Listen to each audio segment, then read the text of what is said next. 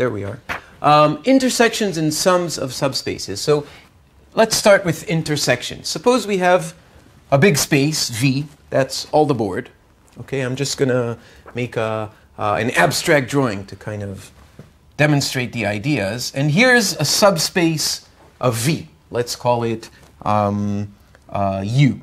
Okay, maybe let's draw V. So here's V. V is a big vector space, and U is a subspace. Okay? And suppose we have another subspace. Let's call it W. Here's W. Okay, so this is, in general, just abstract drawing. Okay? So what is the intersection of, well, I made it kind of small. Let's make it a bit bigger, so we have some room to navigate in. So here's W. Okay? So the intersection is just this part, right? This is U intersection W. All the guys that are both in U and in W. Do you agree? Okay? Is U intersection W a subspace? Okay? U is a subspace. W is a subspace. Is the intersection a subspace? Okay? So don't guess. We need to check. We need to check if the three conditions for being a subspace are satisfied. Okay? So the theorem is yes, they are. Okay? Theorem, if U and W are subspaces of V, then so is U intersection W. Okay? So let's check that. How do we prove such a theorem? Let's look at the previous board, which I left from the previous clip. In order to determine if something is a subset, we need to verify that it's non-empty, namely check that 0 is there, that if you take two guys, their sum is there, and if you take any element, it's any scalar multiple if it is there. Right? These are the three things that we have to check. So let's verify those. So the first thing we need to check is that 0 is in the intersection. Well, 0 has to be in U, because U is a subspace. 0 has to be in W, because W is a subspace. So if it's both in U and in W, it has to be somewhere here in the intersection. Okay? So 1. How do we write something like this? This is always kind of a tricky part. Maybe the idea of what you need to write is very clear, but how do you write it? Okay? So here's how we write it. 0 belongs to U, and 0 belongs to W. Because both are subspaces, then they have to contain 0. Therefore, 0 belongs to U intersection W. Good? And there's nothing more to write here. Okay? Well, if you want to be completely formal, you have to write what I said out loud, since U and W are subspaces. Okay? Okay. What's the second thing? Suppose we take any element here, let's call it, I don't know, let's call it little v. Okay, suppose, no, 2 was the closure under addition, sorry. So suppose we take V1 and V2 in the intersection. Okay, we took two guys here. Is there sum necessarily here? Maybe we took an element here and another element here, but their sum is out here. Okay? So we need to check that V1 plus V2 is also in the intersection. But what does it mean that V1 and V2 are in the intersection? In both of them. Right. It means that they're both in U and in W. Okay? So if they're in the intersection, in particular, V1 and V2 belong to U, for example, because they're in the intersection, right? But if they're in U, and U is a subspace, their sum is also in U, right?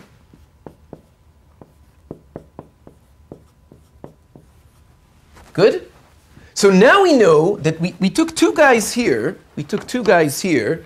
Here's, let's say, V1, and here's V2. Now we know that their sum is somewhere inside U. Okay? But for the exact same reason, their sum is also going to be inside W, because W is a subspace as well. Okay, so V1 and V2 belong to W. This follows from this as well, because they're in the intersection.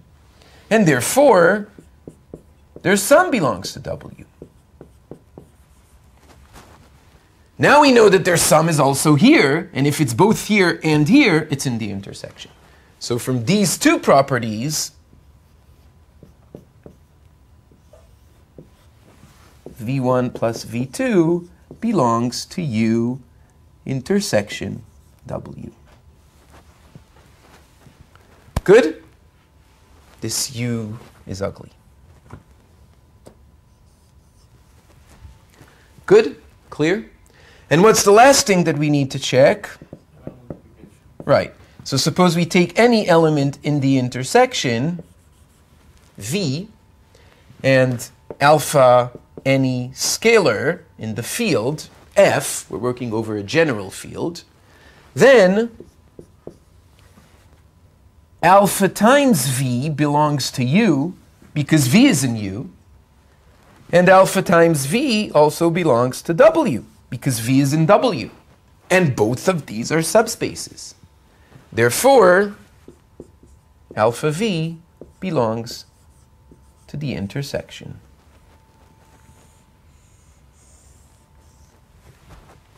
Good? So all three criteria for being a subspace are satisfied. So the intersection is always a subspace. Okay? What about the union? Okay? So we have two subspaces, U and W, of a bigger space V. What about the union? The union is everything that's either in U or in W. This is the union, right? You know what a union of two sets is. Is it a subspace? Hint, it's not in the title. So the answer is probably no. Why not? What would fail? So let's just start thinking naively. Is 0 going to be there? Wait. Slowly. Is 0 going to be there? Yeah, because 0 has to be in both, so 0 is even in the intersection, and the intersection is clearly included in the union, right? So 0 is there. What about scale? Well, I'm leaving the tricky property for last. But what about scalar multiplication? Yeah. Okay, if you take a guy in the union, it came from U or from W, right? So if you multiply it by a scalar, if it was originally in U, multiplied by a scalar, it's still in U. If it was originally in W, multiplied by a scalar, it's still in W. So it's still going to be in the union, so this property is going to hold. And the property that's going to fail is the addition. If you take a guy from here and a guy from here and add them, there's no good reason for you to still be in the union. Okay? If you take two guys from U and add them, they're going to be inside because U is a subspace. If you take two guys from W and add them, they're going to be inside. But if you take somebody from here and somebody from here, there's no axiom that tells you that their sum is not going to be out here. Okay? Now that might sound convincing. There's no axiom that tells you. But it's not as convincing as we want in mathematics. If you want to say that a theorem is not true, what do we need in order for it to be? An example. Right. We need a counterexample. Then nobody can argue, right? So let's give a counterexample to the fact that a union is not necessarily a subspace. So remark, U union W is usually with double L or one L? Double L. I think I made a mistake previously. U union W is usually not a subspace. So here's a counterexample. Let's take V. So this is a counterexample. Let's take V to be R2. Okay, if you want to think of it geometrically, it's the plane, Okay, let's take U. This is going to be one subspace. It's going to be all the guys of the form A0 for some A. So you should convince yourself for a minute that this is indeed a subspace. Any multiple of a vector of the form A0 is going to be of the form A0. Add two guys like this, it's going to be of the form, it's still going to have 0 in the second coordinate, and 0 is there, 0, 0, right? So this is a subspace. What does it represent geometrically? What is this subspace? Right, this is the x-axis. Do you see that? So this is the plane, the xy plane if you want. This is the x-axis. And let's take W to be all the guys of the form 0b, where b is any scalar. And this is the y-axis. Right? This is if we think geometrically. Do you agree? What is the union of these guys? No, the union, not the intersection. The intersection is only the 0 vector, 0, 0, and that is a subspace. It's what we call the trivial subspace. Okay? But what is the union of these guys? Both pixels. It's the plane. That's not true. The union is only elements which are here or here. Okay, you can throw in all these guys and you throw in all these guys. You're never going to get an element of the form AB where both A and B are not 0. But addition will give you the plane. Wait, that's something else. But the union, so let's maybe write what you commented before. W intersection U is just a 0 vector. And this is a subspace. That's the previous example. The intersection, this is a theorem, right? And it of course holds here as well. But W union U is geometrically, it's just the axes. It's just the axes. It's this big plus, not the entire plane. And not, I don't know how to, and not this. Just the axes themselves. Okay? So, for example, let's continue here. So, for example, 1, 0 belongs to the union, right? Because this is an element of U, right? And 0, 1 belongs to the union because it's an element of W. But their sum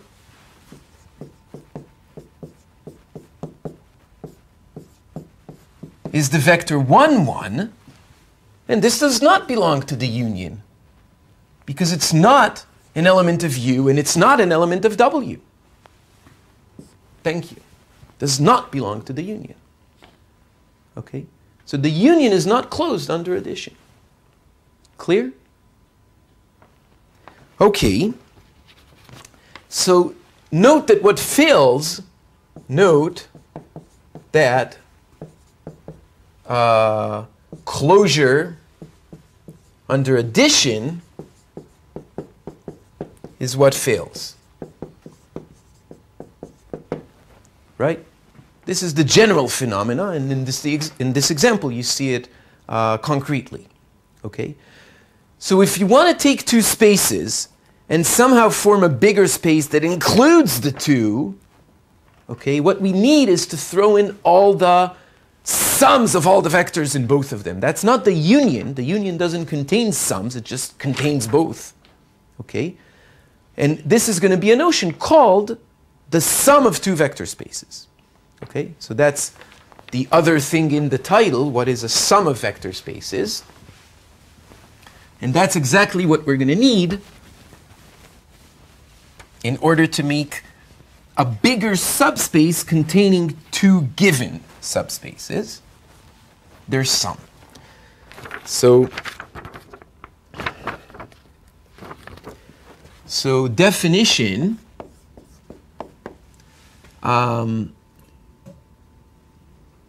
if U and W are subsets of V. When I write this, all I mean is that they're subsets. No claim about being subspaces. Okay, just subsets. U plus W, this is a sum of two sets, okay, is by definition the set whose elements are all sums of elements from these two sets. So they're all the guys of the form U plus W, where U is in U and W is in W. Okay, so this is the sum of two sets, of two subsets. Okay? So this assumes that V has some additive structure on it. Otherwise, what is U plus W? Okay, so if V has some, let's say that V is a vector space. All we need for this is for V to be, for example, a group, right? A group has an addition property. But let's say that V is a vector space. Okay? So this is what we call the sum. U plus W is called the sum of U and W. Okay? And by the way, do you see that the sum, that this set, contains U as a subset?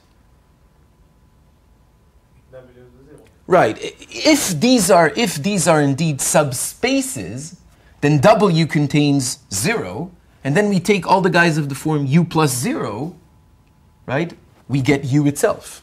And if we take all the guys of the form 0 plus W, we get W itself. So it does contain U and W, but it contains more than just the union. It contains all sums of these guys. Okay? So the theorem is U plus W, or we have to say if U and W are subspaces of V, then so is U plus W. Okay? And now we need to prove this. So how do we prove that something is a subspace? We're kind of already accustomed to this routine. We need to check that it's not empty, namely check that 0 is there. Check that if you add two guys, you're going to be there. And check that if you multiply somebody by a scalar, it's going to be there. Okay? So what's the easiest thing in this case? 0. Well, in fact, all three are completely trivial. Let's just write it. Right? It was set up so that addition holds, right? Do you agree? Yeah. And scalar multiplication is easy just as well. And 0 is easy, so everything's easy. Sometimes things are easy. They're not always hard. Sometimes they're hard, but sometimes they're easy. So proof of this theorem. So the first thing, 0, we can write it as 0 plus 0. This is a very deep fact, right? But this is 0, it belongs to U. This is 0, it belongs to W, because U and W are subspaces. So this is an element of U plus W. So 0 is an element of U plus W. Do you agree? Okay. Now we need to check scalar multiplication. So let's take a guy in U plus W. It looks like that. That's a general element in U plus W. Let's multiply it by some alpha. Is this now in U plus W? It's like alpha U plus. Right. This equals alpha U plus alpha W. How do we know that we have this distributive law? Because it's in the vector space. Right. It's in V. Everything happens inside V, and V is a vector space. Right? So we know that this holds. This is now a guy in U. This is a guy in W, because they're subspaces. So this belongs to u plus w. Clear? And finally, suppose we take two guys, let's say u1 plus w1. Here's an element of u plus w. Take another guy, u2 plus w2. This is another element in u plus w. Is there some in u plus w? Well, we can rewrite this as u1 plus u2 plus w1 plus w2. This is the associative property of addition in the ambient space V, right? And now we wrote it as an element in U. This belongs to U, and this belongs to W, and therefore their sum is an element in U plus W. And that's it. This completes the proof. We forgot to write squares, Helmholtz's previously. Good? Clear? Okay. So when I'm saying it's easy if you, the only thing you really have to understand in order to write this proof is what we need to write. If you understand what we need to write, then actually writing it is easy. The only concept you have to grasp here is what do we need to show? What does it mean for this to be a subspace? And the theorem that tells you these are the only three things that you have to check. Okay, let's do some examples. So example 1 is going to be the previous example that we had. Remember we had, it's still on the board. Look at this board a second. U was, V, the ambient space was R2. U was the x-axis, all the guys of the form A0. And W was the y-axis, all the guys of the form 0b. Right? What is their sum? What is the sum of U and W? It's V. It's V, right. It's all the guys of the form something in U plus something in W. So it's any vector AB. Any vector AB is something in U plus something in W. So their sum is the entire R2 in this case. Okay? So let me go back here. In the previous example,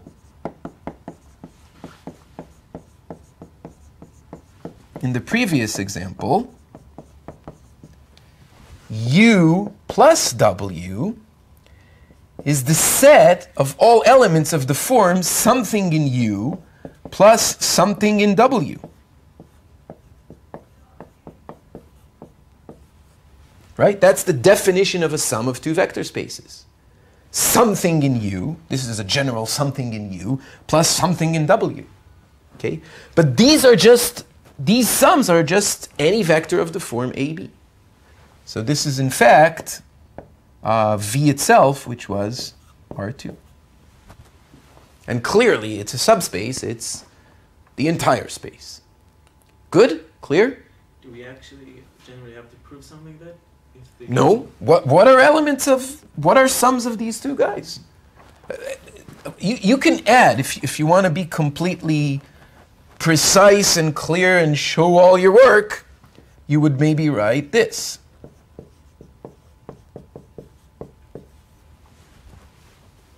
And then you can say, well, this is precisely R2, which was V. Good? Okay. Here's another example. Now we can erase this example.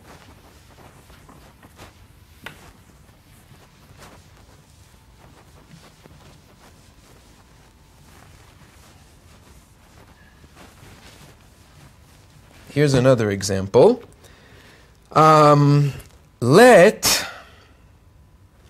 Suppose V is R3 now. So you can think of it geometrically as the three-dimensional space. Okay, 3D space. And let's say that U is all the guys of the form A00, where A is a scalar. And W is all the guys of the form 0B0, where B is a scalar. So if you think of this geometrically, U is still the x-axis, and W is still the y-axis. And what is U plus W now? It's all the guys of the form something here plus something here. So it's all the guys of the form A, B, 0. Do you agree? Where A, B are any scalars. This is not R2. Remember, we had this discussion. This is not R2 because it's still 3 tuples, okay? But it's sitting inside R3 as the plane, geometrically. Do you agree? Okay? And this is, of course, a subspace. Okay, good? Okay.